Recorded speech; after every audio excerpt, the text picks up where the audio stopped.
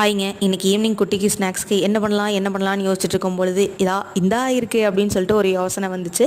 என்னென்னு பார்க்கலாம் வாங்க.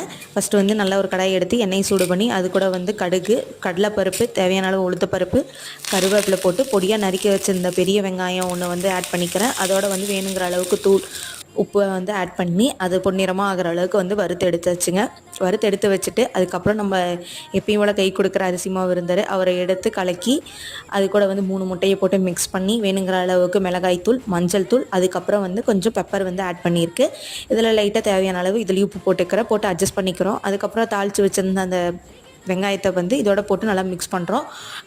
நான் தான் கலக்குவேன் அப்படின்னு சொல்லிட்டு ஒருத்தன் வாங்கி கலக்க ஆரம்பிச்சிட்டான். அதுக்கப்புறம் பணியாரக்கல் ஹீட் பண்ணி அதில் ஆயில் அப்ளை பண்ணிவிட்டு வேணுங்கிற அளவுக்கு குட்டி குட்டியாக பணியாரமாக ஊற்ற ஆரம்பிச்சிட்டோம். கொஞ்சம் நல்லா பொன்னிறமாக வந்ததுக்கப்புறம் அதை வந்து அழகாக திருப்பி போட்டு எடுத்தாச்சுங்க. இது வந்து நல்ல ஒரு ஹெல்த்தியான ஸ்நாக்ஸு கூட. இதை பண்ணி கொடுத்தீங்கன்னா முட்டை சாப்பிடாமல் இருக்க குழந்தைங்க கூட டிஃப்ரெண்ட்டாக இருக்குன்னு சாப்பிடுவாங்க.